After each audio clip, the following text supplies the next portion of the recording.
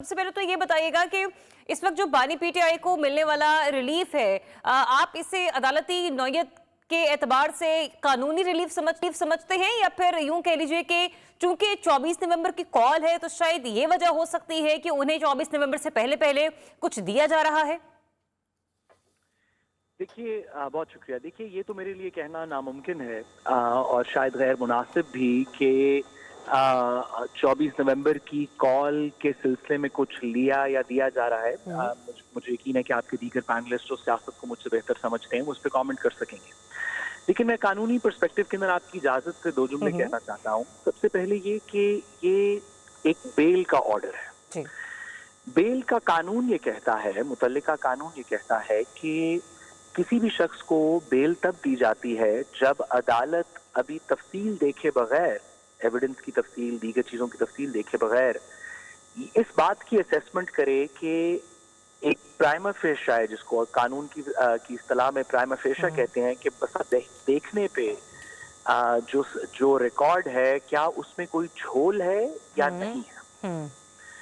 जब अदालत को लगे कि रिकॉर्ड में बज़ाहिर देखने भी ये वाज़े है कि इसमें कुछ झोल है, इसमें कुछ चीजें दुरुस्त नहीं लग रही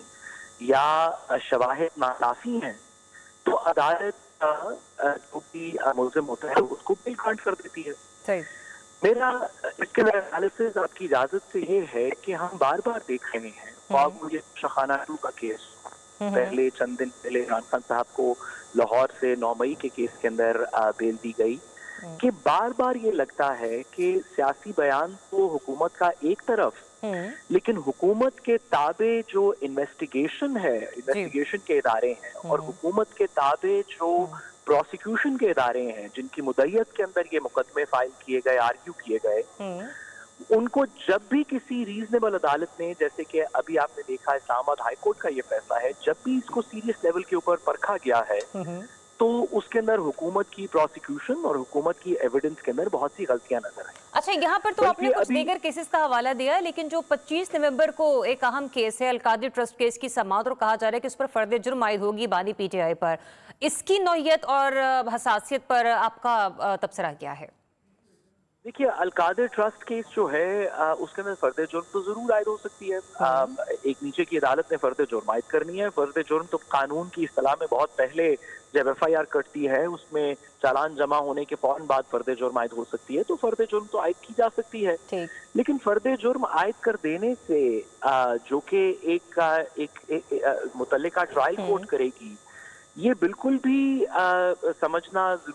उससे ये बिल्कुल भी अखज़ नहीं किया जा सकता कि वाकई इस तरह की एविडेंस मौजूद है जिस पे फर्द जुर्म आयद की जाए, क्योंकि माजी में भी जितने मुकदमात के अंदर भी इमरान खान साहब पे फर्द जुर्म आयद की गई और कहा गया कि सिक्का बंद हमारे पास एविडेंस है, तो जब अदालतों ने उसको सीरियसली परखा तो उसमें कमी नजर आई। हत्ता कि, और मैं इसकी बात को थोड़ा सा मजीद आगे बढ़ाऊं आपकी इजाजत से, कि जब नैब ने खुद, हुकूमत की प्रोसिक्यूशन और नैब की प्रोसिक्यूशन ने खुद आके अब से चंद दिन पहले इस्लामाबाद हाई कोर्ट के अंदर तस्लीम किया कि हम ये नीचे मिस ट्रायल हुआ है, एविडेंस दुरुस्त तरीके से अप्रिशिएट नहीं हुई, मौका नहीं दिया गया, हम केस को रिमांड करना चाहते हैं, मेरी नाकिसी राय के अंदर आज का बेल का फैसला, ठीक है, माजी के पिछले दिनों के जो 9 मई के लाहौर के बेल के फैसले थे, और नैब का मौक़िफ़ इस्लामाबाद हाई कोर्ट के सामने, ये सब चीजें इस बात की तरफ इशारा करती हैं कि जहां जहां पे भी एविडेंस चेक हुई है किसी सीरियस लेवल पे, वहां पर हुकूमत की प्रोसिक्यूशन जो है वो कमजोर रही है। ठीक है, बैरिस्टर साहब हमारे साथ ही रहेगा, दीगर मेहमानों की तरफ मैं बढ़ना चाहूंगी। शौकत पराचा साहब, कानूनी राय तो हमें बैरिस्टर साहब ने दी है, मैं चाहूंगी कि जरा इसका जो सियासी तज्जिया है वो आप करें। ये वाकई ही आप इसे बिल्कुल एज इट इज इसी पर्सपेक्टिव में देख रहे हैं जो साथ साथ फरमा रहे हैं कि कानूनी तौर पर देखा जाए तो हुकूमत की प्रोसिक्यूशन खासी कमजोर हमें नजर आई, या फिर हम इसे ये कहें कि 24 नवंबर की कॉल से पहले पहले वो जो एक इंगेजमेंट की बातचीत हो रही है, ये उसका कोई ना कोई एक हमें यूं कह लीजिए कि सिरा मिलता हुआ नजर आ रहा है? जी बहुत शुक्रिया। इसलिए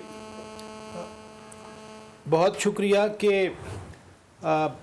जो कानूनी नुक्ता नज़र है दुरुस्त कहा उन्होंने कि अदालत का एक फ़ैसला है, अब 100% तो हम उसके बारे में नहीं कह सकते कि वजूहात क्या हैं। हैविंग सेड दैट,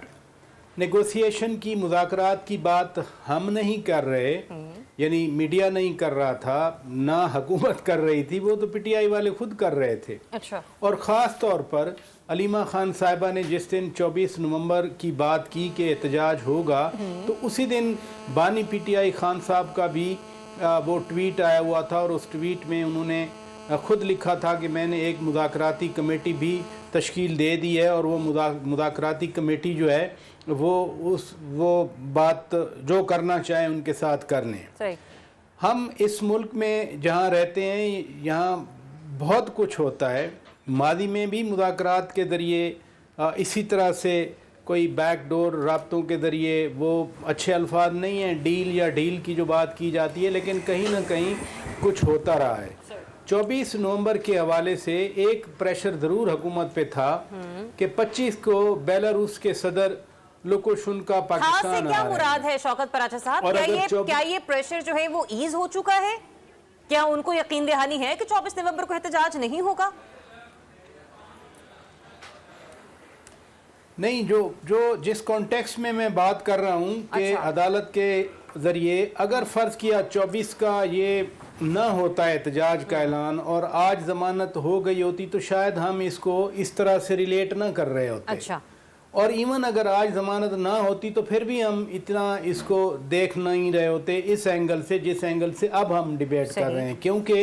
टाइमिंग बड़ी इंपॉर्टेंट है। यानी 4 दिन के बाद उन्होंने कहा कि फाइनल कॉल है, हतमी कॉल है, हमारा आखिरी एहतजाज है। और ये भी कहा, आज कहा फैसल चौधरी साहब को इस फैसले से पहले